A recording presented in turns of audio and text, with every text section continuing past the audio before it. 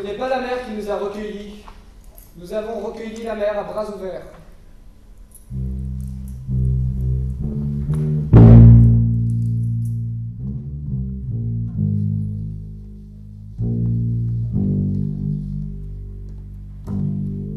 Les hommes ont déposé les prières à terre. Du voyage est fautif le Dieu de chacun. Nulle invocation, supplique d'aide, d'ici seul un salut au roi de l'univers. Si nous étions à terre ces nuits-ci, nous chanterions pour les troupeaux menés sur les hauts plateaux. Nous tiendrions à distance les lions par notre chant. Les femmes veilleraient sur le feu dans le cercle de pierre. Ici ne se pose à terre l'ombre de nos corps.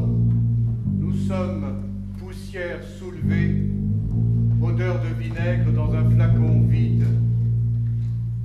Nous sommes un désert qui marche, peuple de sable, fer dans le sang, chaud dans les yeux, un fourreau de cuir. Tant de vies détruites ont aplani notre voyage. Des pas ôtés à d'autres poussent les nôtres en avant. Chassés de la terre, nous sommes la graine crachée le plus loin de l'arbre coupé, jusqu'au bout de la mer. Servez-vous de nous, gisement de vie à exploiter, plantes, métal, mains, bien plus que force de travail. Ma patrie est la cendre fraîche de vieux et d'animaux. Elle est partie avant nous dans le vent. Elle doit déjà être arrivée. Vous n'avez jamais vu migrer des patries. Nous, de l'Afrique, oui. Elles se lèvent avec la fumée des incendies, se répandent comme l'engrais. Nuit après jour, la lune croît, elle gonfle. Les vivres finis, nous nous vidons en chuchotis. Ne jetons pas les morts à la mer, ils servent pour la nuit. Leur corps préserve du froid. La mer est sans bouche. La lune montait sur les pâtures bleues des hauts plateaux. Les brebis pleines remplissaient nos bras de leurs agneaux. Ici, c'est une lune sur des bravines, sur des enfants silencieux sans chien, qui se disputent le placenta des nisbas. Nos visages blanchissent la nuit, la fièvre de la soif. À l'aube, nous léchons la rosée, sur la toile, sur le bois. Nous sommes égaux, la plus stricte égalité, jusqu'à la dernière goutte de buée.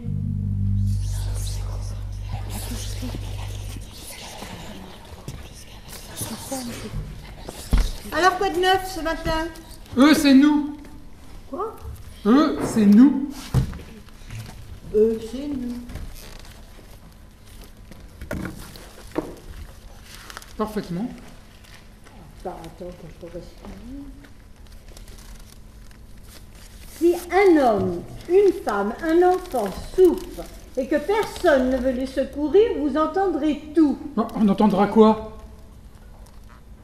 Toutes les excuses, toutes les justifications, toutes les bonnes raisons de ne pas leur tendre la main. Dès qu'il s'agit de ne pas aider quelqu'un, on entend tout, à commencer par le silence. Oh. Si cet homme, cette femme ou cet enfant qui souffre ne sont pas seuls à souffrir, s'il y a une guerre à nos portes, s'ils sont des milliers, des dizaines de milliers, des centaines de milliers, peut-être 1 million. 1 million, c'est pas possible. 1 million à nous demander de l'aide, nous ne pouvons pas ne pas en parler. Notre silence serait assourdissant. Oh, c'est une façon de parler, oui. Alors, voilà que nos politiques, nos journaux, nos télés, nos radios cherchent des mots. Et voilà qu'ils cherchent des images. C'est facile, on en voit tous les jours. Ah ben ça oui, c'est vrai qu'on nous en inonde, hein. Des images plus ou moins belles d'ailleurs, mais enfin. Il doit parler de victimes de guerre, d'hommes, de femmes, d'enfants qu'on bombarde, qu'on fusille, qu'on torture, qu'on terrorise, qu'on affame, dont on détruit villes, dont on a brûlé les maisons, qui ont perdu un père, un frère, des parents, des amis. Oh, mais quelle horreur! C'est horrible. Ce sont de ces gens-là que nous devons parler. De ces gens dont nous pourrions faire partie, qui pourraient être nous, toi, moi, vous, mais qui sont eux. Mais qui sont eux?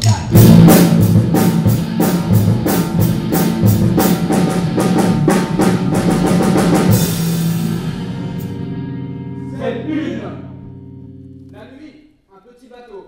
Une cale où entrent un par un des futurs citoyens d'Europe, des passagers de fortune. L'embarquement terminé, une voix brusque dicte les premiers ordres. Malvenue à bord. Vous resterez dans la cale pendant toute la traversée. Les hommes ne sortiront qu'un seul à la fois et 1 heure par jour. Aucune des femmes ne sortira. Il y a des satellites qui vérifient jusqu'au bout qu'on a sur la tête. C'est clair? Bien, maintenant je me présente. Je m'appelle Sinbad, marin depuis que le monde existe. Je suis le capitaine, celui qui vous fera débarquer dans la gueule de l'Occident, de la civilisation. Et vous verrez quelle civilisation, quel accueil. C'est là que vous voulez aller, et moi je vous y emmène. Mais sur ce bateau, c'est moi qui fais les lois. Et celui qui ne les respecte pas se retrouve à la mer. C'est clair? La bouffe passe 1 fois par jour. Quand la mer est agitée, on ne mange pas. Comme ça, on ne vomit pas et on ne gaspille pas la nourriture. Pour se laver, il y a l'eau de mer à volonté. Vous descendez le seau par cette ouverture sur le côté. Pour boire, 1 litre par jour et par personne. Il n'y a pas de toilette. Vous jetez par-dessus bord tout ce que vous évacuez. C'est clair? Après le discours, remue-ménage de ceux qui prennent possession de l'espace qu'ils occuperont durant toute la traversée. Ils ont l'air d'être de plusieurs nationalités. Capitaine Sinbad, il y a une femme enceinte pleine jusqu'aux yeux. Probable qu'elle accouche à bord. C'est pas moi qui l'ai remplie. Qu'elle accouche, mais elle ne sortira pas de la cale. Nous sommes pauvres et prisonniers, comme dans notre pays. Et on a même payé pour ça. Moi, j'ai payé pour la liberté. Peu importe comment je voyage, on peut aussi me mettre dans un cercueil, pourvu qu'on me fasse débarquer vivant. La liberté doit bien être quelque part. Et si elle existe de l'autre côté de la mer, je la trouverai. Nous avons tellement souffert que là-dedans, ça sera des vacances. Taisez-vous, oh!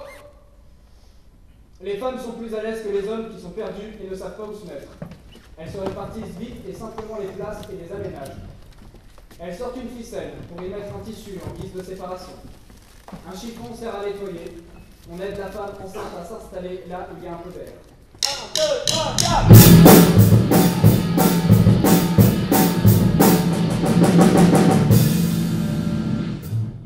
Scène 2. Je ne veux jeter personne à la mer. Je veux vous débarquer tous sur la terre ferme. Mais je ne veux pas vous entendre. Pas de dispute entre vous. Vous êtes des caisses. C'est ce qui est écrit sur le livre de bord.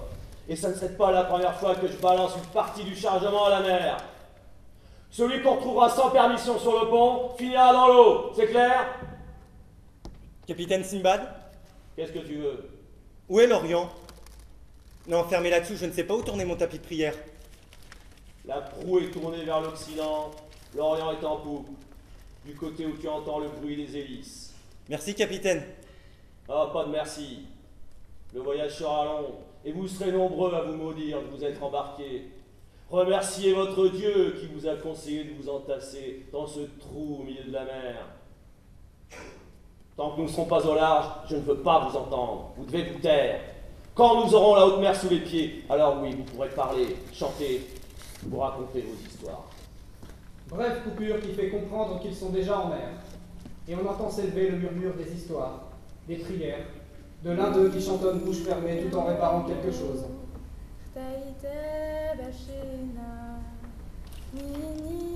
J'ai quitté mon pays, ravagé par la guerre. Et j'ai laissé derrière moi ma famille, mes amis. Comment puis-je oublier ce que je vis naguère? Chaque jour est un combat. Malgré moi, tout surgit. Étrangère, inconnue, je cherche un lieu d'accueil.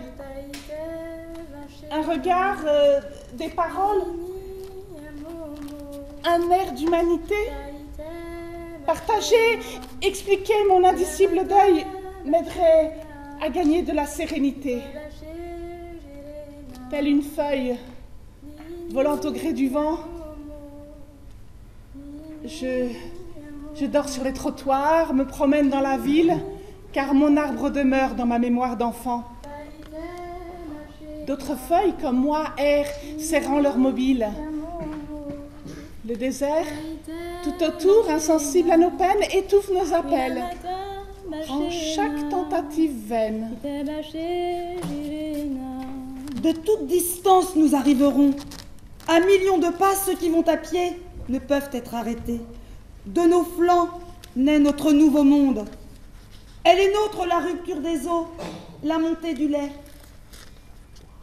Nous sommes le cou de la planète, la tête coiffée, le nez délicat, sommet de sable de l'humanité. Nous sommes les pieds en marche pour vous rejoindre. Et nous soutiendrons notre corps tout frais de nos forces. Nous déblayerons la neige, nous lisserons les plaies, nous battrons les tapis. Nous sommes les pieds en marche. Et nous connaissons le sol, pas à pas. Monsieur le de bon matin. C'est pour trouver mon pays. Été voir mon voisin. C'est mon voisin qui l'a dit. Faut que tu défasses ta maison pour trouver ton pays. C'est en dessous de ta maison que tu vas trouver le pays. Ouais. Tu veux dire en dessous de cette vieille masure, là, pas dépoussiérable, pleine d'araignées et de fourmis, depuis 5 générations. Ma maison est tout à terre et je n'ai pas trouvé le pays. Été voir monsieur le maire. C'est monsieur le maire qui m'a dit « Faut que tu coupes ta forêt pour trouver le pays. C'est en dessous de la forêt que tu vas trouver le pays. » Oui. Tu veux dire en dessous de ces épinettes, là? Puis tant que ça nous bouche la vue, cette forêt-là, et que ça nous ramasse la neige l'hiver, s'ils peuvent faire du papier avec. Ma forêt, a-t-elle, merci. Ma forêt est abattue, mais je n'ai pas trouvé le pays. Été voir le curé. C'est le curé qui m'a dit. Faut que tu laboures bien plus que ça, et tu vas trouver le pays. Ma terre est nettoyée, et je n'ai pas trouvé le pays. Été voir le ministre. C'est le ministre qui m'a dit. Faut creuser bien plus que ça pour trouver ton pays. C'est dans le fond du fond que tu vas trouver le pays. Moi, j'irais plus y penser toute seule. Faut que ça soit un ministre qui me dise ça. Pour qu'il se prenne et qu'il nous coûte cela. Et j'aurais préféré que ce soit mon voisin qui me dise ça.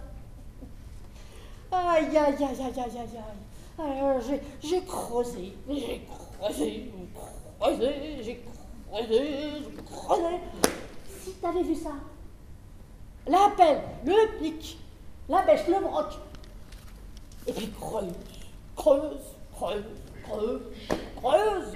ça sortait de partout. La roche, la glaise, les cailloux mêlés, les crapauds, les poissons qui volaient en l'air avec les crapauds et effrayaient avec les canards. Et un matin, 20 pas du monde qui va me voir, des touristes, je ne sais pas, et il y en a un qui me dit si ça ne nous dérangeait pas de lui envoyer la glaise, la terre sale, les déchets vers le nord, et puis le cuivre, l'or, le titane, le nickel, vers le sud. Et après ça, il y a des gens qui ont dit des placotages. Never mind. Never mind, never mind. Never mind. Never mind. À un moment donné, il a commencé à me voler un monde au-dessus de la terre. Alors là, Je me suis dit, il y a un défaut. Y ai-je pensé? Ça va trop loin, ça va trop loin. Ça va trop loin. Ça va trop loin. Ça va trop loin. Ça va... Et puis... Qu'est-ce que c'est que cette petite lumière-là, là, dans le fond? Et puis... Qu'est-ce que c'est que cette petite lumière-là, dans le fond? Et puis... Qu'est-ce que c'est que cette petite lumière-là, dans le fond? C'est dans le fond. Mais tu n'y as pas pensé? C'est le jour, à l'autre bout nord de la terre. C'est le jour, à l'autre bout nord de la terre. C'est le jour, à l'autre bout nord de la terre. Peux-tu me dire comment trouver mon pays?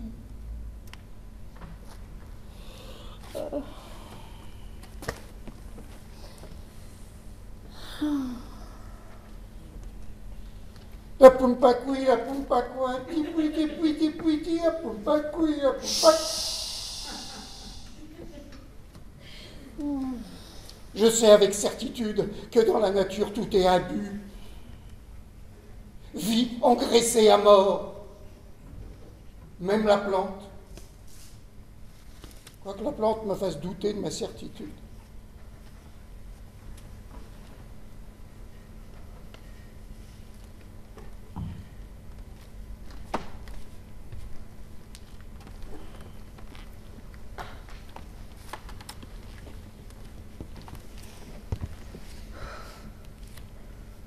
Le grand-père, lui, quand il a dû partir, c'était un très jeune homme.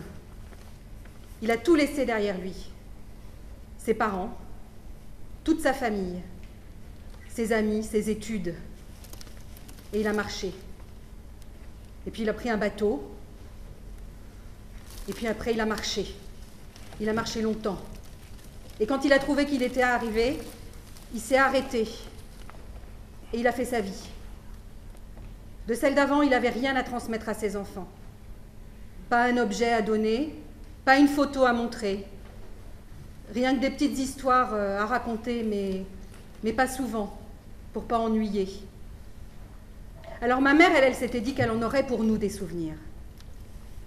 Tous les jours, elle nous en faisait. Oh, des petits riens, mais chacun les siens. Et puis elle aussi, elle a dû partir. Vite. Prendre un bateau avec rien. Une main devant, une main derrière, comme elle disait. Avec rien que nous, et le grand-père qui était déjà bien vieux. Et là où elle est arrivée, elle a beaucoup supporté. Elle a beaucoup travaillé pour se sentir chez elle. Et le grand-père, il est mort chez sa fille. Parce que lui, il n'en a plus jamais eu de maison. Et nous, on a fait nos vies. Et voilà. Et voilà où on en est. Partir. Avec rien. Dans un bateau. Alors moi j'ai pris de la terre. La terre où mes enfants sont nés. Parce que c'est dans la terre qu'on met les racines.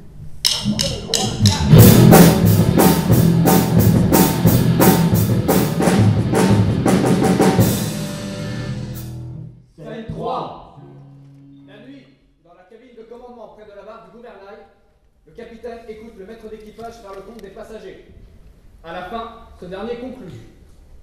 Des gens de peuple ennemi qui à terre se sont égorgés et s'égorgeraient tout de suite, dorment ici côte à côte et se donnent même un coup de main. Quelle étrange humanité. Ouais. Quand l'émigration était légale, descendaient par milliers dans les cales de 3e classe et remontaient à l'air libre de l'autre côté de l'océan. À l'époque, le quai du port de Naples était noir de mer qui pleurait. J'étais chauffeur dans la salle des machines des paquebots. Ah, les émigrants voyageaient mieux que moi. Ils avaient de l'espoir. Moi, j'avais seulement envie de manger ma paye avec les putains de New York.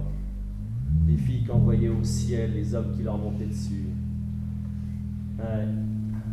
Je me souviens d'aucune. Seul mon nez a conservé l'odeur de leur savon de Marseille, mélangée à ma sueur noire de charbon.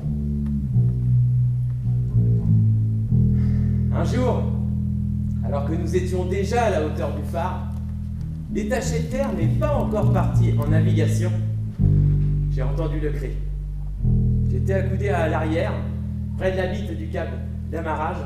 Je regardais la lumière des feux à gaz. Le silence était tombé, comme un rideau baissé.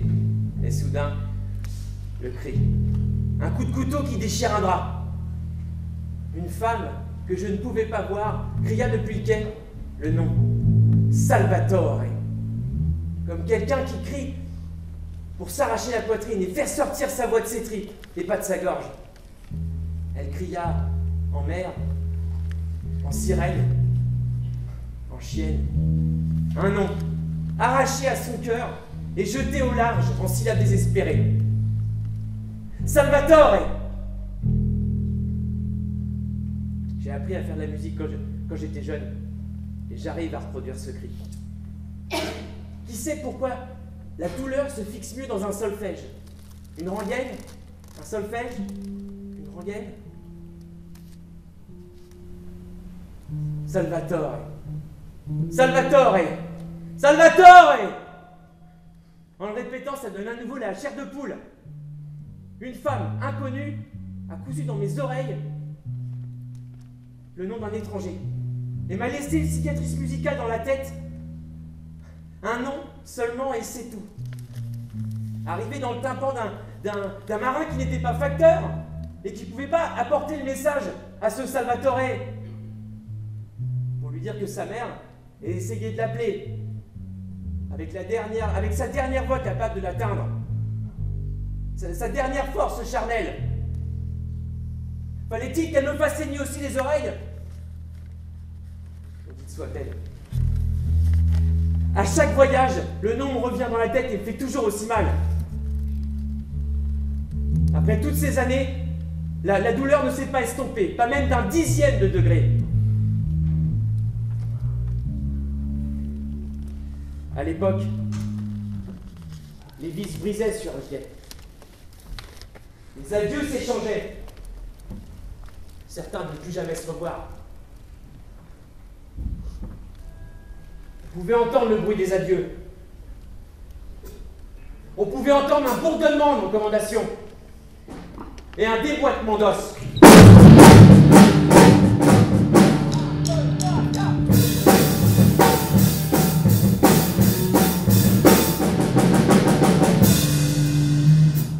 Scène 4. Le vent se renforce, la tempête approche. Préviens les passagers, dis-leur d'attacher leurs bagages et surtout, dis-leur de bien rester couchés. Dans la cale, il y a beaucoup d'agitation. Hommes et choses roulent. On essaye de rester ancré à sa propre place. La tempête est violente et dure depuis longtemps. Un des passagers propose de tirer au sort pour savoir qui porte malheur et irrite la mer.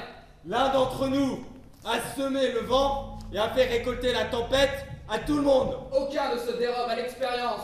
Ils la font avec des brins de paille. La plus longue désignera le coupable. Les femmes n'y participent pas. La paille la plus longue est tirée par un jeune garçon. Tous les regards se fixent sur lui. Je me suis embarqué pour ne pas aller à la guerre.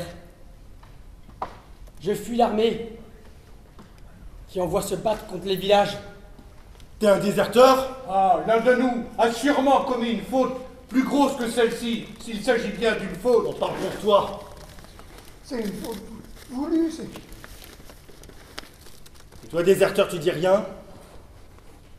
Faites de moi ce que vous voulez. Moi, je dis, il faut décider quelque chose. Alors moi, je décide, il doit sortir. Qu'est-ce que tu dis? Tu veux le faire mourir?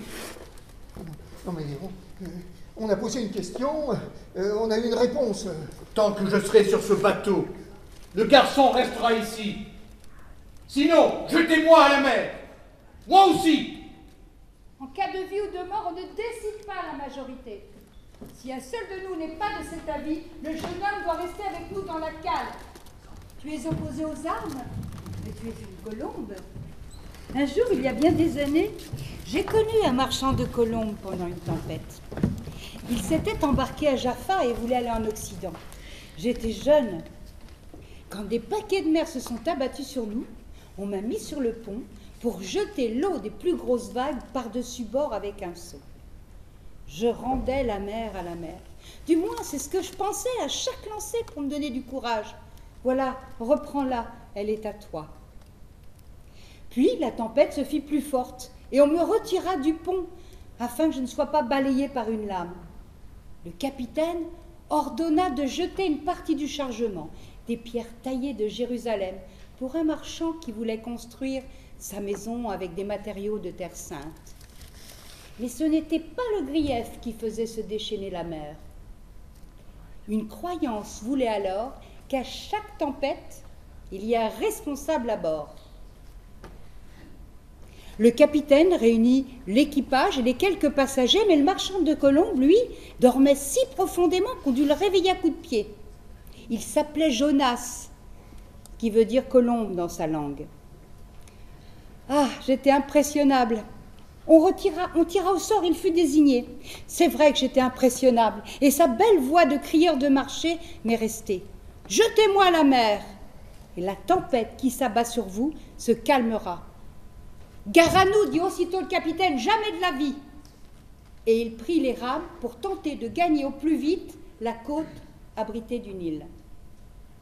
Mais cela ne servit à rien et irrita encore plus la tempête et celui qui nous l'envoyait. Une fin prochaine nous guettait tous. Alors le capitaine et les marins posèrent les rames et montèrent sur le pont en soulevant Jonas au-dessus de leur tête et crièrent au ciel « C'est ça que tu veux ?» Et pendant un instant, une grande vague emporta le marchand de colombes loin en mer.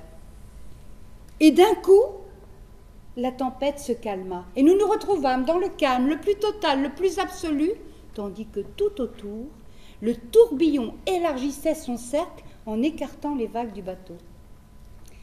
Ah, si je vivais 1000 ans, je me rappellerais toujours de la terreur des marins devant cette accalmie. Il y avait plus de violence dans le miracle de l'accalmie que dans le danger d'avant. Et comment parle-t-il d'eux ? Presque tous nos politiques, presque tous nos journaux, presque tous nos radios, presque toutes nos télés. Et le net, lui aussi. Ah bah le net, parlons-en du net. Ah, alors là, on ne peut plus rien faire sans le net. À condition que ça marche, hein, parce que tu cherches quelque chose, mais vous êtes déconnecté, recommencez. Alors tu tapotes, tu débranches, tu rebranches, et puis... Enfin, bon. C'est quand même pratique, on arrive à tout savoir. Bah oui, c'est le progrès, ça marche, quoi. Quels mots choisissent-ils? Quels mots répètent-ils du matin au soir, jour après jour, sans jamais en changer? Ils parlent d'exode, ils parlent de masse, ils parlent de horde, ils parlent de déferlement, ils parlent de multitude, ils parlent d'invasion. Oh bah attends, écoute la suite. Ils montrent inlassablement les mêmes images. Des images de foule, des greppes humaines accrochées à des bateaux qui coulent, parqués dans des camps. Quelle horreur! Et pendant que nos yeux voient que ces images, nos oreilles entendent les mêmes mots. Exode, masse, horde, déferlement, multitude, invasion. Du coup, ce ne sont même plus des êtres humains. C'est un grouillement, un pullulement, un déferlement. Une effrayante menace avec ces phrases qui bourdonnent comme des guêpes autour de ces images. Nous ne pouvons pas accueillir tous les malheurs du monde. Oh, ça, c'est vrai. Et petit à petit, c'est comme si chacun de nous se sentait seul et menacé par cette marée humaine qui n'a plus rien d'humain. Ah, c'est sûr, on ne peut pas accueillir tout le monde. Hein. Tout d'un coup, c'est comme si ces gens, qui ne sont même plus des gens, qui sont eux et pas nous, nous effraient, nous terrorisent. Ben, c'est une réaction normale. Hein. Et nous voilà tentés de nous refermer sur notre peur. 1, 2, 1, 2, 3.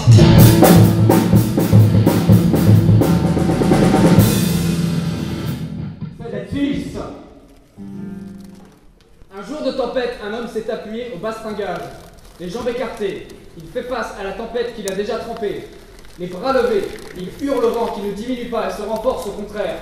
On dirait des bribes de conversation, un duo entre le déserteur et le vent. Le capitaine et le maître d'équipage arrivent derrière lui. Ils l'attrapent chacun par une jambe et le jettent par-dessus bord. La tempête commence à faiblir.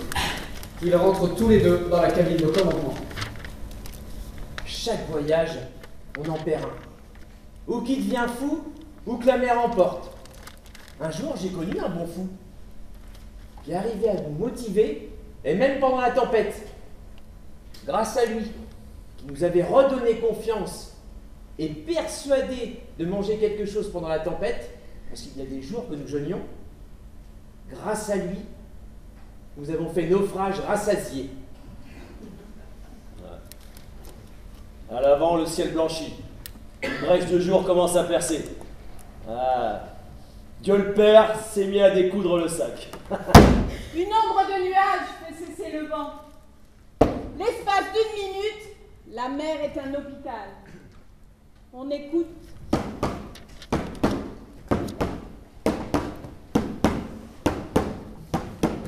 La respiration des corps éparpillés. Puis glisse le nuage et le vent recommence. Il pousse depuis l'Afrique, nous accompagne au nord. Fils du soleil, père de la sécheresse. En Afrique, le vent va chercher l'eau des yeux. La semence de coriandre et de moutarde va dans le blanc et l'aveugle. En mer, le vent est sans poids de grains du désert. Il met du sel bleu sur les paupières noires. Le sel blanchit la tombe des enfants bouillant de faim. Nous les aspergeons de mer. Le sel nous manquait sur les hauts plateaux. À présent, il est sur nous. Croûte amère. La richesse avec nous joue à prendre et à donner. Bien des jours avant de voir la mer, elle était une odeur, une sueur salée. Chacun imaginait sa forme. Est-elle une demi-lune couchée? Est-elle comme un tapis de prière? Est-elle comme les cheveux de ma mère? Qu'était-elle en fait? Un ourlet rouloté au bout de l'Afrique, les yeux picotés de petits miroirs, larmes d'accueil. Nous buvons sur la plage le thé des Berbères. Nous faisons cuire des œufs volés aux oiseaux blancs. Les pêcheurs nous offrent des poissons lumineux.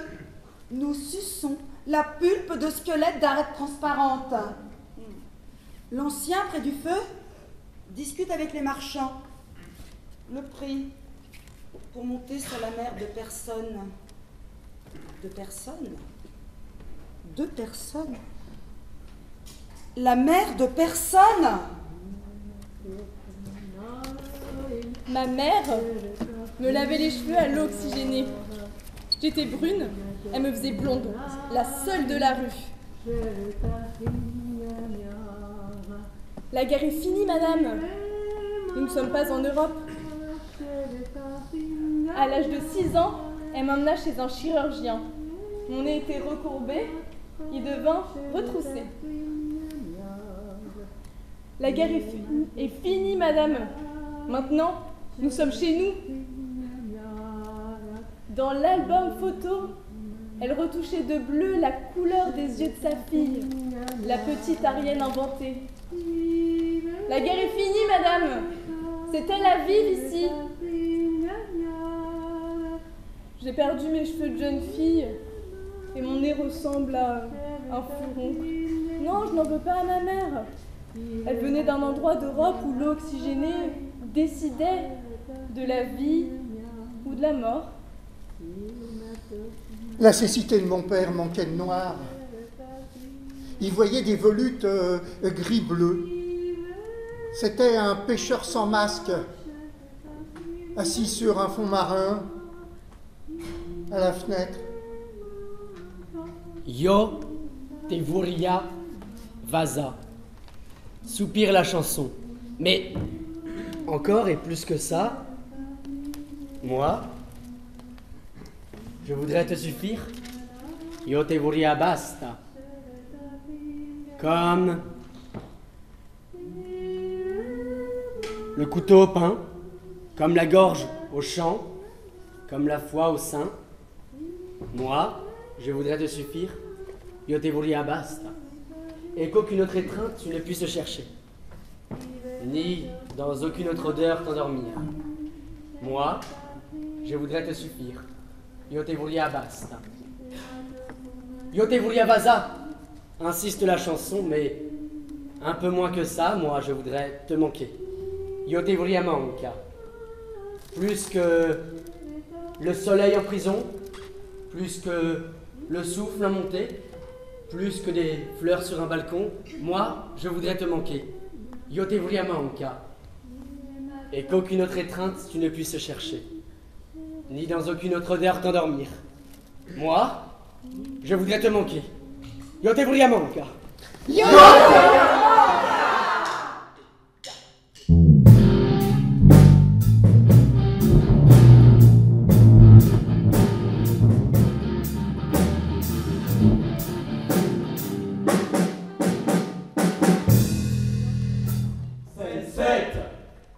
Dans la toute première lumière du nouveau jour, passe une mouette en vol rasant dans la même direction que le bateau. La lumière éclaire son dos. De la cale, il la voit à travers l'ouverture sur le flanc. C'est la colombe de la paix. Si c'est une colombe, après le déluge de cette nuit, ce bateau est l'arche de Noé. Si c'était vrai, nous débarquerions sur le rivage d'un monde vide qui commencerait par nous. Ce n'est pas une colombe, c'est une mouette. Comme elle est blanche, on dirait qu'elle est portée par la lumière de l'aube. Elle bouge à peine les ailes. J'ai faim. Aujourd'hui, avec la mer calme, on nous donnera à manger. Des migasses. Des migasses au pain. Le pain sec qui ramollit dans un linge humide ou dans un peu d'eau. La grande poêle, celle qui a le fond plat, parce que comme ça chauffe partout pareil. De l'huile d'olive et de l'ail. Beaucoup d'ail, parce que l'ail c'est bon, et puis ça donne bon goût à tout. On fait dorer l'ail, et puis on met du lard, si on en a, on met du lard. Et puis quand c'est bien doré, on le met de côté pour pas que ça brûle. Et on met le pain. Et on remue. Et on remue, et on remue. C'est pas compliqué, mais c'est très long, et il faut pas s'arrêter. Il faut remuer, remuer, remuer. Si on s'arrête, ça colle et puis ça brûle. Alors, on remue, on remue, on remue. Et quand c'est presque prêt, on le sait parce que ça fait des toutes petites boulettes dorées. Quand c'est presque prêt, on remet l'ail et le lard. Et on remue. Et on le mange avec des sardines grillées. Ou de la longanise. Tiens, écoute ce qu'ils écrivent encore. Si nous voulons accueillir l'homme, la femme, l'enfant qui souffre, nous le pouvons. Seulement, dès que nous cessons d'y réfléchir, quelque chose nous en empêche. Quelque chose en nous ne le veut pas. Quelque chose ferme notre porte et notre cœur. Ce quelque chose, c'est notre vieille et terriblement humaine peur de l'autre. Alors voilà la peur. Ben oui, mais c'est normal. Qu'est-ce que tu veux quand on ne connaît pas, on se méfie.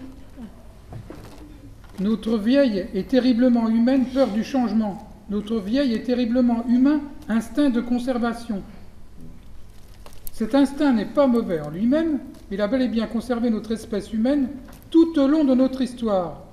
Ah, tu vois? Bah oui. C'est pas d'aujourd'hui. Ça a toujours été comme ça. Oui, c'est vrai. C'est vrai. Quand on y réfléchit, en fait, il y a toujours eu des gens qui sont arrivés qu'on ne connaissait pas, et voilà. Mais cet instinct, il faut le raisonner. Bien, raisonnons-nous un peu. Ouais. Souvenons-nous. Aujourd'hui, je suis vieux. Oh, dis, arrête. Oh, qu'est-ce que t'as là? Mais c'est pas moi, non, mais c'est pas moi, c'est ce qui est écrit. C'est incroyable, je suis devenu un vieil homme. Oh, mais non, je t'assure, t'es encore bien conservé. Mais c'est pas moi, c'est le journaliste, c'est ce qu'il écrit. Ah bon, c'est ce qui est écrit. C'est écrit là dans le journal? Mais bien sûr. Oh bon? Oh ben j'ai cru que t'avais un peu de cafard d'un seul coup. Oh, excuse-moi. Ben merci. Non, mais je t'assure, t'es encore très bien. Ben, merci.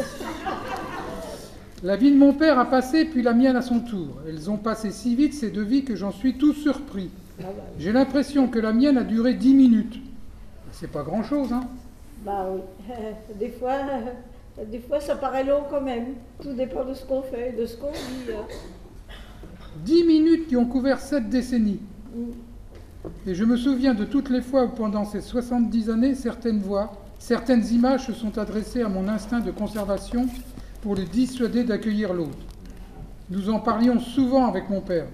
Dans ma jeunesse aussi, les mêmes voix cherchaient à fermer la porte. Ben oui, c'est sûr.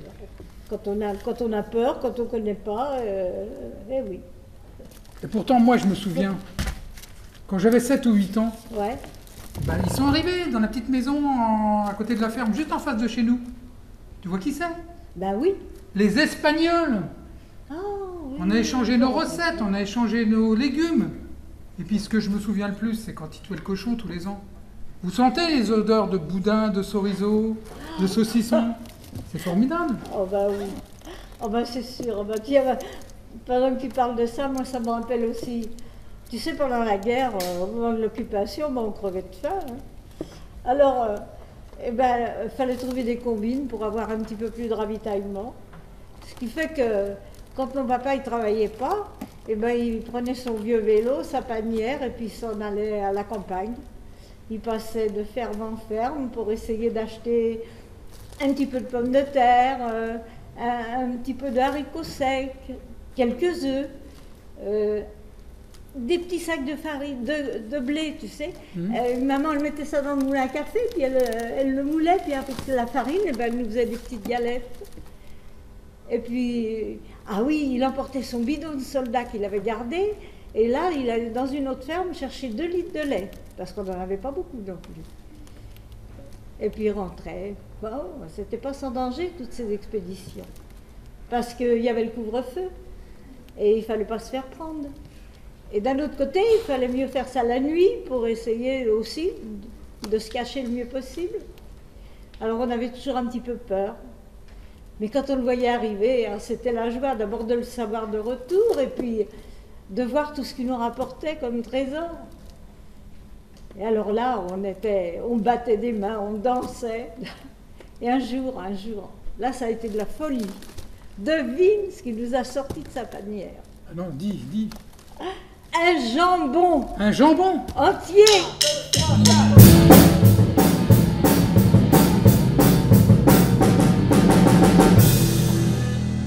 C'est neuf.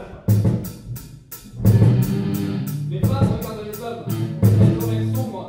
Elles sont en train de les juger. Qu'est-ce que vous avez à vous regarder?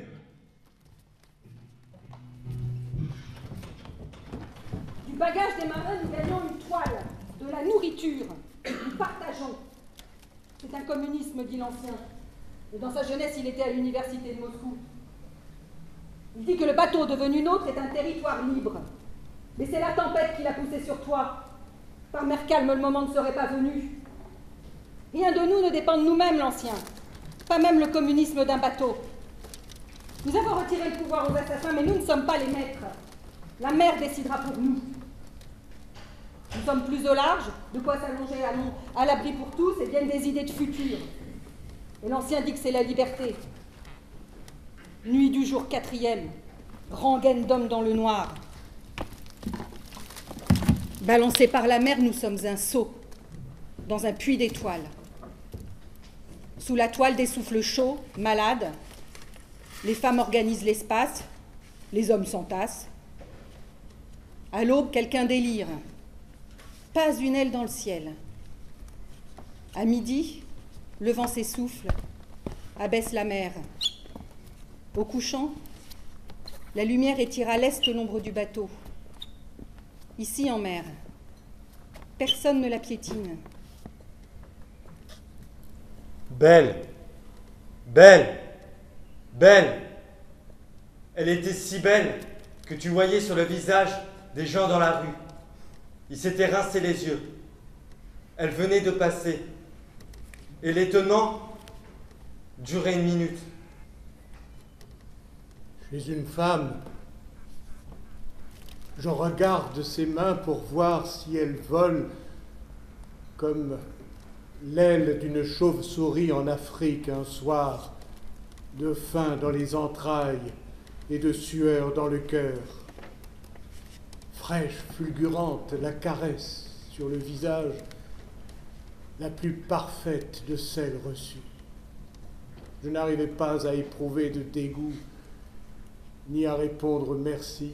Gifle de soie au vol sur la pommette, un amour étourdi par nature. Chez une femme, je regarde ses mains pour voir si elles volent comme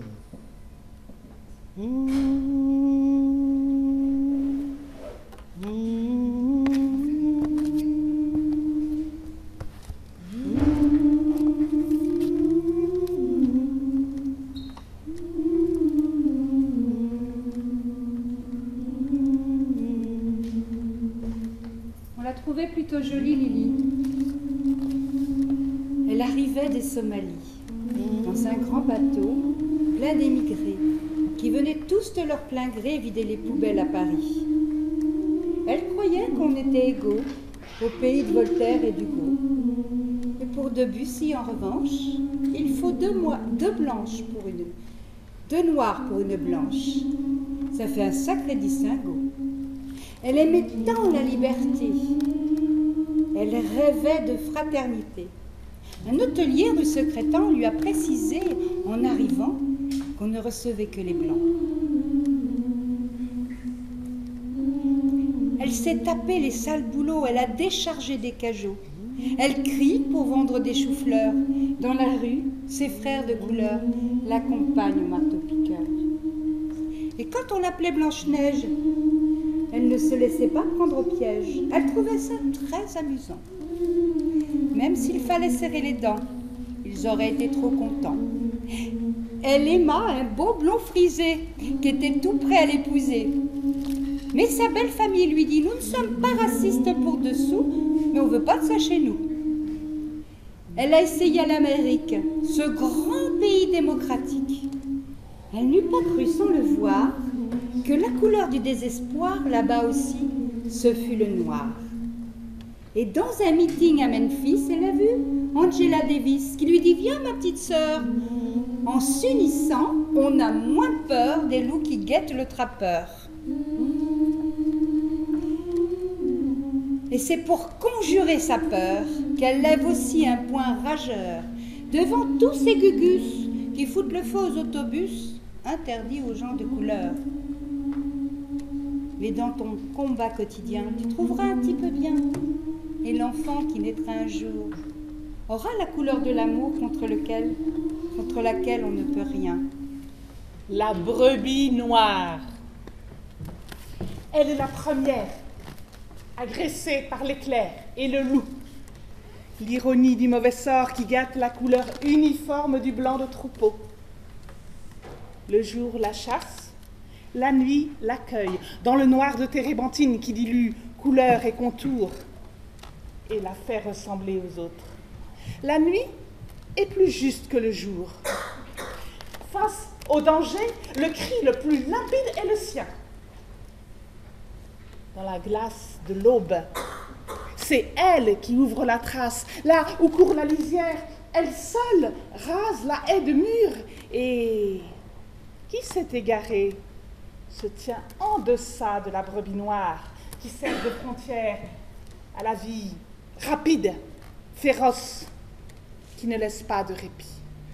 1, 2, 3, 4.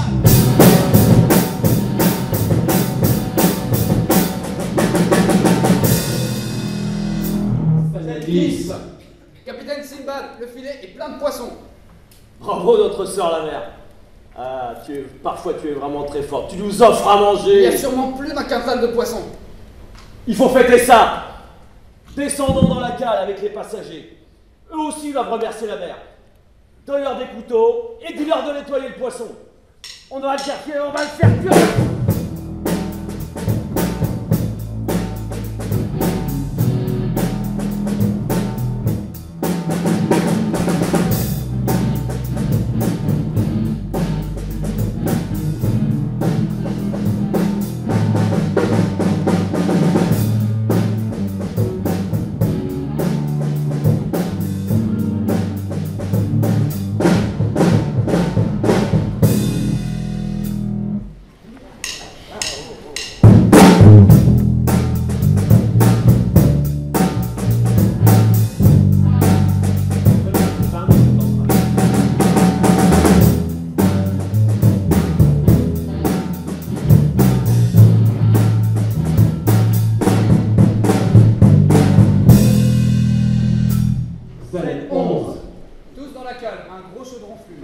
La vapeur monte droit vers les coutilles par entre la lumière.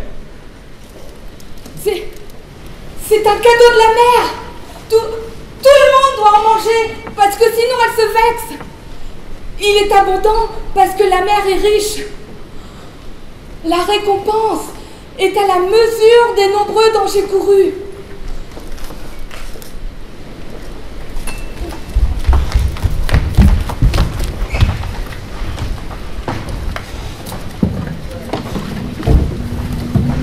Ça me fait drôle de voir des femmes à bord.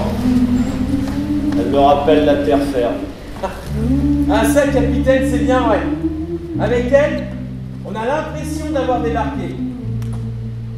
La bonne femme, elle est toujours prête quand je rentre. Je passe la porte, et il y a déjà une poule au four. Le plat que j'aime. C'est une sorcière. Elle connaît le jour et l'heure de mon arrivée. Moi, je le connais pas, mais elle, oui. Elle me sent de loin. Eh mon gars, c'est pas compliqué, t'as qu'à te laver un peu plus souvent. En se lavant à l'eau de mer, on développe un peu plus son honneur. Elle se développe surtout avec l'ail que tu croques tout cru. Et vous aussi, vous revenez toujours. Vous avez donc une femme sur la terre ferme? Ouais. Je l'ai eue, mais je l'ai perdue. C'était la femme de la jeunesse. La femme destinée à la rencontre, celle avec qui faire alliance et devenir deux. Après tant d'années passées ensemble, je ne sais même plus quels gestes et quelles pensées m'appartiennent et lesquels viennent de mon alliance avec elle. Ouais. Nous avons été unis comme les deux bouts d'un nœud de cabestan. Et quand il est bien serré, va donc le défaire. Ben oui, moi aussi, hein, avec ma bonne femme, on est bien ensemble. On est content d'être un peu tous les deux. Mais ensuite, j'aime bien aller au port et rester avec les autres matelots au bistrot. À deux, à la fin, on se dispute. Et puis elle ne me veut pas dans ses pieds et me dit d'aller boire dehors. Et quand je reviens, elle me veut à nouveau. Comme nœud de cabestan, on est un peu lâche. Hein. Ah, cette femme, c'est encore y faire. La mienne, je l'ai perdue. Je l'ai enterrée. Alors, j'aime monter sur la colline, au cimetière, quand il pleut, et assis sur mon bras de terre, j'aime me tremper avec elle. La pluie nous réunit. D'autres matelots ont une femme dans chaque port, moi je n'ai eu qu'elle. Tu sais ce que j'aime faire quand je débarque? J'aime prendre le train et me laisser emporter. Le train à grande vitesse. C'est calme, ça va vite, ça balance. Ses bras ne sont plus autour de mon cou et les miens restent croisés.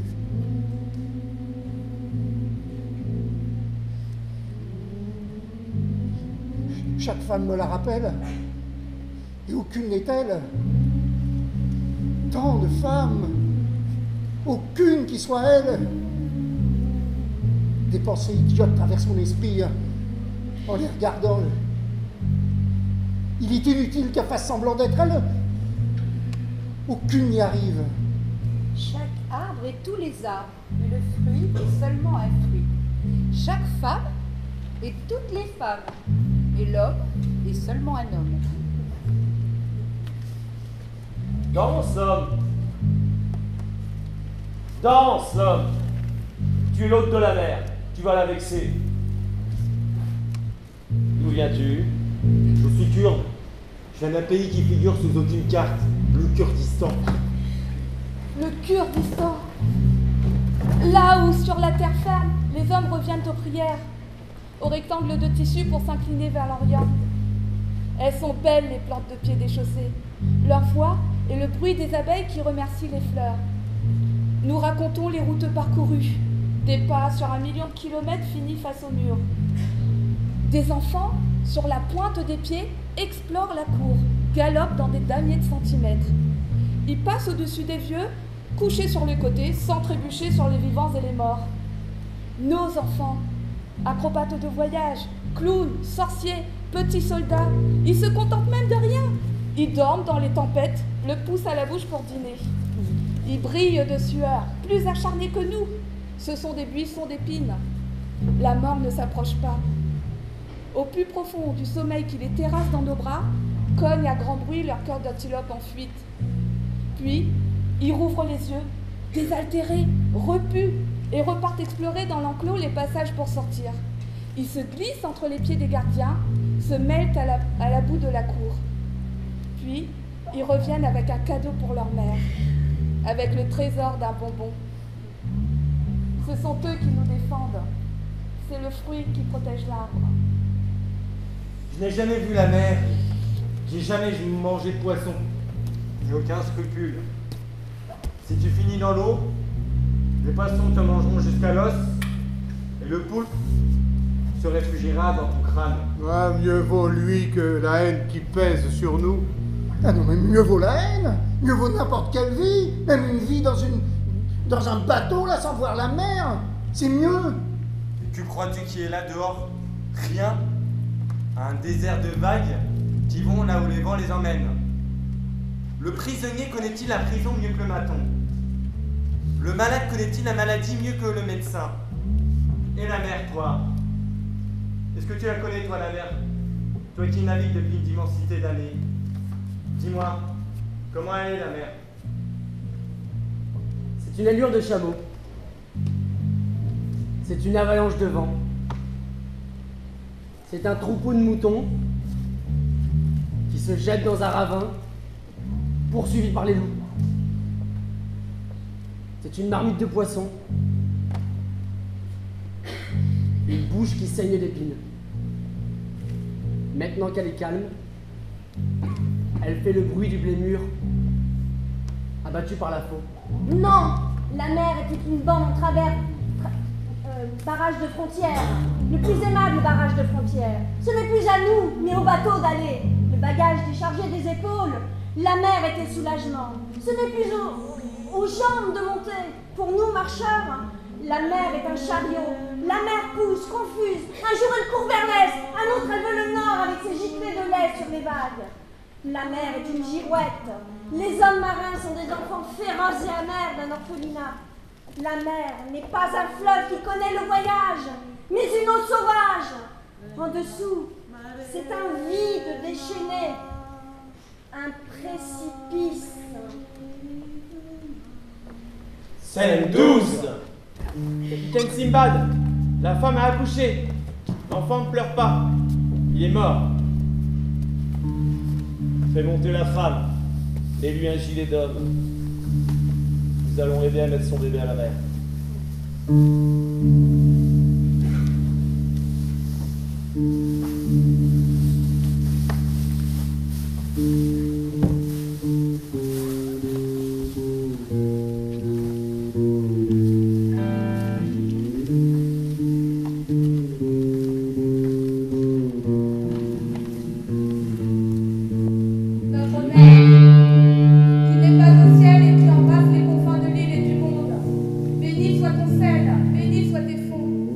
Accueille les bateaux surmontés sans une goutte sur tes vagues.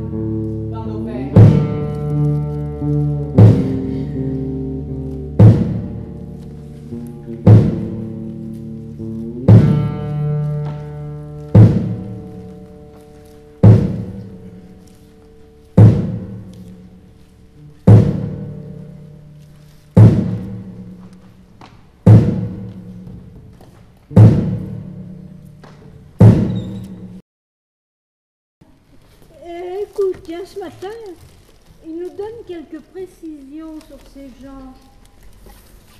Les personnes qui fuient actuellement la Syrie, l'Afghanistan, l'Érythrée, je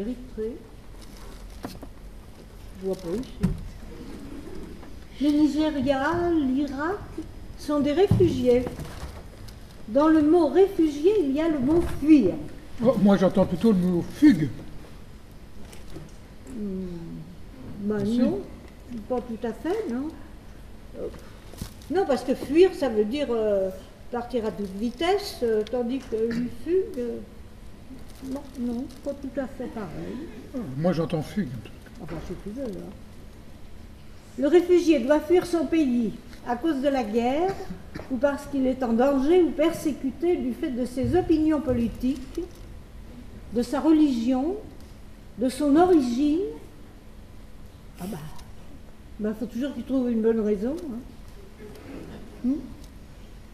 Hommes, femmes, enfants, ils cherchent un refuge, une protection ailleurs, dans un autre pays.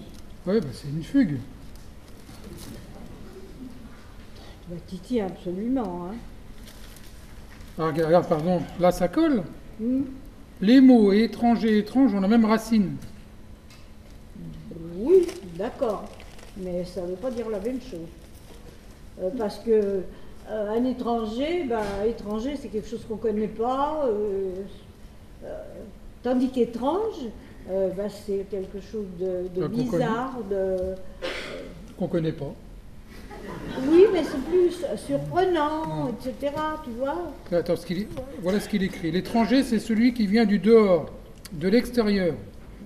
Souvent, face à l'inconnu, les premiers réflexes sont la peur et le rejet qui nourrissent la xénophobie. Et revoilà la peur. Je ne veux pas te contrarier.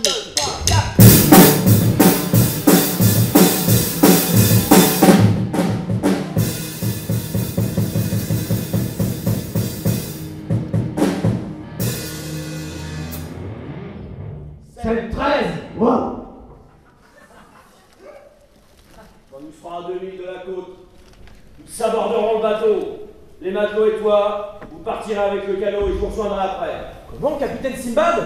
Vous ne venez pas, vous aussi? Mais on avait décidé de quitter le bateau, de laisser s'échouer sur la côte qui n'est qu'une plage. Je l'emmènerai s'échouer. Ce rafio est trop déglingué pour naviguer encore. Il ne tiendra même pas la moitié d'une tempête. Et alors? Vous ne pouvez pas vous mêler avec les passagers. Si la gendarmerie les arrête, ils vous dénonceront. Ah, je sais. Je sais, mais je dois prendre le risque. Ah, même il y a de la houle, la mer est agitée, et même si je coule la barre du gouvernail, le bateau peut revenir vers le large ou aller se fracasser sur les rochers. Je sais, mais ça ne vaut pas le coup de rester à bord pour tenir le cap jusqu'à la plage, où le bateau s'échouera tout seul avec un peu de chance. Ah, allez, préparez le canot. Et on se rejoindra à l'endroit habituel. Le capitaine et le maître d'équipage, ainsi que les matelots, s'apprêtent à se séparer dans la cabine de commandement. Dehors, il pleut. C'est la nuit. Il pleut. On n'y voit pas à 1 mètre. C'est une nuit idéale pour débarquer. Tant de soif à terre. Et toute cette eau gaspillée en mer. Si au moins elle était plus douce. Mais elle est toujours amère. Et tous ces passagers que nous transportons sont encore plus gaspillés que l'eau douce qui tombe dans les océans. À terre, on a besoin d'eux, et pourtant, on les rejette à la mer. La terre ferme est plus folle que la mer. Nous allons débarquer sur le sol de l'Asie, aliéner l'Europe. Alors, c'est décidé? Vous ne venez pas? Allez, disons-nous au revoir et descendez le canot. Vous ne venez pas parce que vous vous êtes amouraché d'une des femmes dans la cale. C'est celle qui chantait Une femme et toutes les femmes. Ça serait une bonne raison. Mais tu me fais meilleur que je ne suis. Mais tu as raison, ça serait vraiment une bonne raison pour rester. C'est vrai. Bonne chance, capitaine Simbad. Encore plus pour toi. Ils se disent au revoir. Le capitaine serre la main des autres matelots. Ils ne se disent rien d'autre. Ils sortent. Ils disparaissent après avoir enjambé le bord du bateau. Le capitaine Simbad met le moteur au ralenti, bloque le gouvernail et sort sur le pont. Il pleut. Il reste et se laisse tremper exprès. une autre question pour un autre champion français. Combien la France a accueilli de réfugiés en 2016? Je sais pas, 200 000, non? C'est moins. Ah, c'est moins. Ah, ouais. vous voyez, on a l'impression qu'il y en a beaucoup plus. 100 000. C'est moins. Ah bon, c'est beaucoup moins? Ah bah vous me rassurez. Voilà. Bah plutôt, ouais. Calme-toi, on va pas tout de suite être obligé de se laver au savon d'Alep. On va pouvoir rester bien crado, comme le veut la tradition bien française. Tradition d'ailleurs qui avant était aussi une tradition d'accueil, bien sûr. La preuve, j'ai rencontré un franco-portugais qui avait d'autres chiffres sur les réfugiés accueillis en France durant l'année. 900 ou 900 000, pas vrai? Je sais pas, oui. 900? 900 000. Ah, 900 000? Ouais. 900 000 900 000. Oh, 1000. Non, beaucoup plus que ça. Alors attendez, 1000 ou 900 000? Je dirais entre 2000 et 3000. Ah oui, alors attendez, parce que là c'est plus du tout 900 000. Ouais, c'est moins. C'est moins que 2000? C'est plus. Plus que 2000. Ouais. Mais moins que 900 000. Ouais. Oui, on a eu du mal à se comprendre. Mais vous n'avez pas aidé là. Non, mais parce que on est entre 2000 et 900 000. Et effectivement, on est bon. Effectivement, c'est ça. C'est comme quand on me demande mon QI, je dis toujours entre Morandini et Einstein. Comme ça, je sais pas, c'est bon. L'échelle est vaste. Alors, le chiffre, selon l'Office français de protection des réfugiés et des apatrides, c'est environ 30 000 pour 2016. Pour un pays de 66 millions d'habitants, c'est pas l'invasion non plus. Mais lui, il pensait que 30 000, c'était déjà beaucoup. Moi, je pense que c'est beaucoup. Parce que ça fait un réfugié par commune. C'est pas énorme. Mais bon, Ah, mais du coup, vous trouvez que c'est pas énorme? Non, ouais, par village, non, c'est pas énorme. Vous voyez, comme quoi la perception peut changer. Ouais, exact. Et ben voilà, ça fait même moins d'un réfugié par commune en France, donc voilà, tout dépend de la manière dont on présente les choses. Peut-être même on pourrait penser les problèmes en termes de sciences humaines. Moi je dis pour sortir du chacun pour soi, Bourdieu pour tous. Tu te rends compte? Un par commune. Bah oui, un par commune. Bon, alors il n'y a pas de quoi s'effrayer. Hein. D'autant plus que si l'on connaît l'histoire de notre pays, qui s'est toujours formé avec de la migration, eh ben, on peut se dire qu'après tout cet apport de population ne peut être qu'une chance de plus pour nous tous. Surtout que ceux qui arrivent le font avec un sentiment d'espérance pour essayer de revivre ailleurs.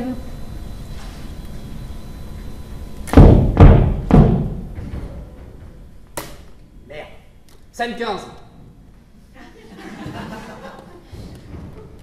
Capitaine, nous avons entendu les chœurs. Nous avons vu l'équipage quitter le bateau. Nous pensions que nous étions seuls, que vous nous aviez abandonnés. Nous sommes près de la côte.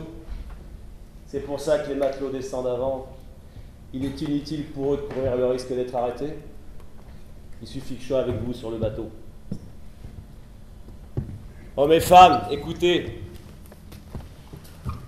Le voyage va bientôt se terminer. Nous allons débarquer sur une plage. Le bateau s'échouera, mais n'ayez pas peur. Il se posera sur un haut fond. Nous descendrons à terre, et à ce moment-là, je vous quitterai. Voici une carte de la côte avec les routes et les villages. Vous trouverez des braves gens, mais aussi des prisons. C'est une question de chance. Si vous êtes né sous une bonne étoile, tout ira bien. Sinon, enfermé quelque part, vous serez plus à votre aise que dans cette cale, et on vous donnera à manger. Je ne peux vous offrir un débarquement dans un port. Vous n'êtes pas attendu. Alors en attendant, regroupons-nous et racontons-nous des histoires. Il était une fois, à la cour d'un tyran, une jeune fille qui savait raconter les histoires. Le roi avait décidé de la tuer, mais elle, chaque nuit, parvenait à le distraire avec le récit d'une nouvelle aventure. Et ainsi, le roi reportait sa condamnation d'un jour à l'autre. La dernière fois que j'ai vu Tata Philippine, je devais avoir 5 ou 6 ans. Elle était couturière du Bey, à Tunis. Et elle nous rendait visite une fois l'an. Dans mon souvenir d'enfant, c'est le cliquetis des pièces d'argent montées en bracelet qui annonce sa visite. Elle arrive dans un fracas de rire. Et à la minute, à la seconde, plus un bruit. La ouate, je viens d'atterrir entre ces deux seins monumentaux. Une forte odeur de poudre de riz m'envahit. Je flotte. Depuis qu'une femme poudrée passe à mes côtés et c'est toute ma Tunisie qui me rend visite. J'approche mon front du tien, il se touche et je dis, c'est une frontière. Front contre front, frontière. Ma plaisanterie navrée, tu en souris. J'essaye à nouveau avec le nez. Je touche ton nez pour un câlin de chenille. Ça, c'est une nazière, dis-je, pour percevoir peut-être un deuxième sourire qui n'est pas là. Puis, tu poses ta main sur la mienne, et moi je suis en retrait d'une respiration. Ça, c'est une manière, me dis-tu. De se quitter, te demandai-je? Oui, comme ça.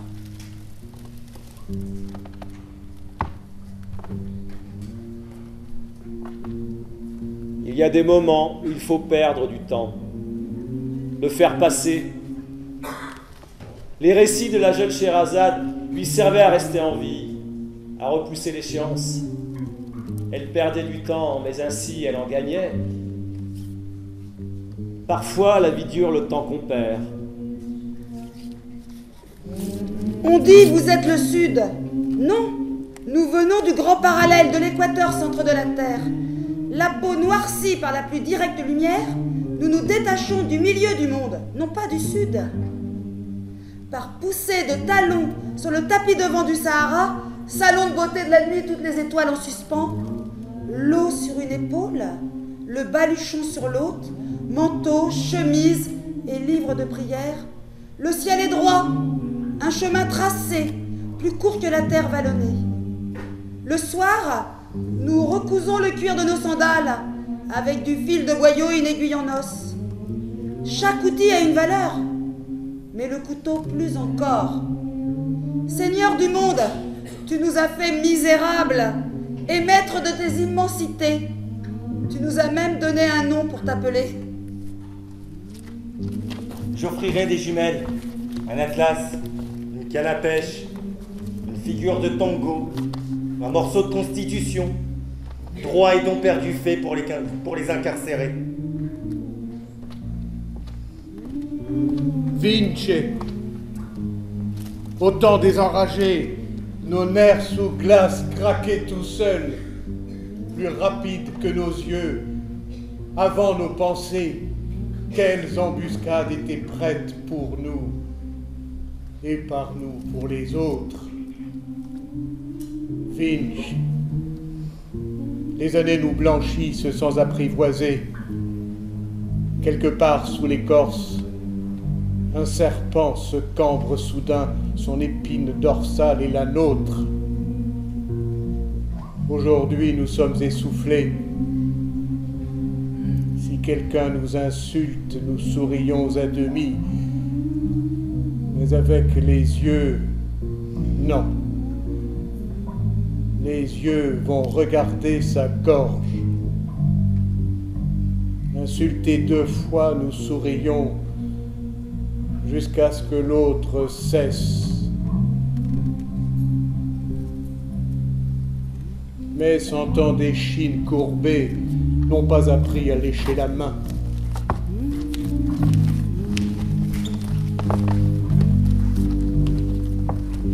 Une seule guerre fut juste, et aucune autre, celle de Troie. 2 peuples en armes, pour celui des 2 qui devait garder la beauté.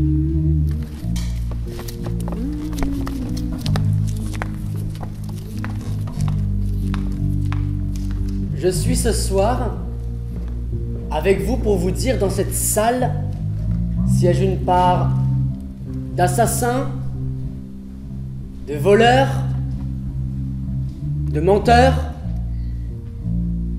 de suicidaires,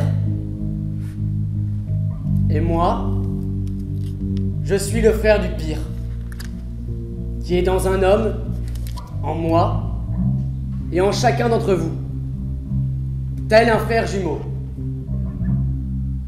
Je ne suis pas le juge du fils de mon père, je ne suis pas son gardien. J'aime celui qui, soudain a honte, jette ses mains sur son visage et ainsi expie. Oui, ce soir, parmi nous, moi j'aime l'ivrogne, qui perd le chemin de sa maison. Ainsi, pendant 1001 nuits, Scheherazade réussit à détourner le roi de son intention de la tuer. Car alors, les paroles d'un récit produisaient le miracle de sauver la vie. Nous sommes les innombrables, redoublés à chaque case d'échiquier. Nous pavons de squelettes votre mère pour marcher dessus. Vous ne pouvez nous compter. Une fois comptés, nous augmentons, fils de l'horizon, qui nous déverse à seau. Nous sommes venus pieds nus, sans semelle, et n'avons senti ni épine, ni pierre, ni queue de scorpion. Aucune police ne peut nous opprimer plus que nous n'avons déjà été blessés. Nous serons vos serviteurs, les enfants que vous ne faites pas, nos vies seront vos livres d'aventure. Nous apportons aux mères aidantes l'aveugle et le pèlerin, l'odeur que vous avez perdue, l'égalité que vous avez soumise. Ils veulent nous renvoyer. Ils demandent où j'étais avant, quel lieu laissé derrière moi. Je tourne le dos. C'est tout l'arrière qu'il me reste. Ils se vexent. Pour eux, ce n'est pas une deuxième face. Nous honorons la nuque, d'où s'élance l'avenir qui n'est pas devant, mais qui arrive par derrière et en jambes. Tu dois rentrer à la maison. Mais si j'en avais une, je serais restée. Même les assassins ne veulent plus de nous. Remettez-nous dans le bateau. Chassez-nous en hommes. Nous ne sommes pas des bagages à expédier. Et toi, Nord, tu n'es pas digne de toi-même. Notre terre engloutie n'existe pas sous nos pieds. Notre patrie est un bateau, une coquille ouverte. Vous pouvez repousser, non pas ramener. Le départ n'est que cendres dispersées. Nous sommes des allées simples.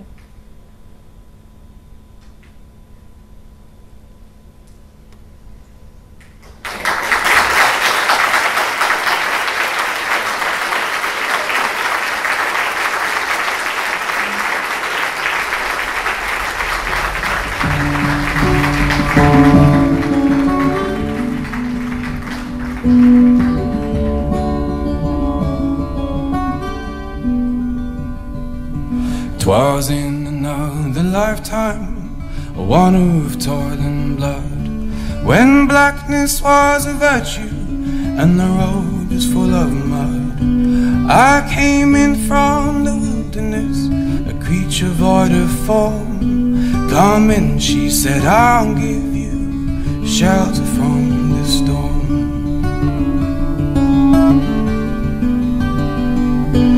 And if I pass this way again, you can rest assured I'll always do my best for her, on that I give my word. In a world of steel-eyed death and men who are fighting to be warm, come in, she said, I'll give you shelter from the storm.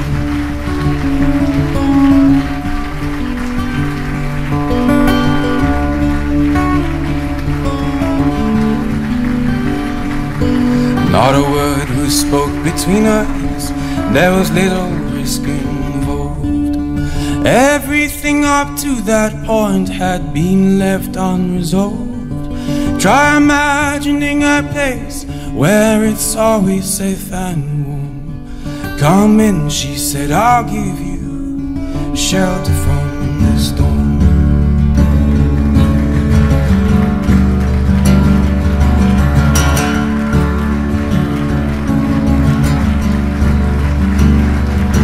I was burnt out from exhaustion, buried in the hail, poisoned in the bushes and blown out on the trail.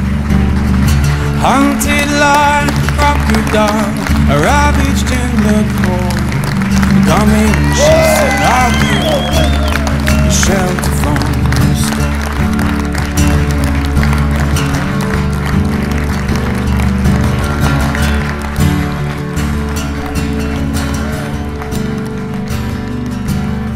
Suddenly I turned around and she was standing there with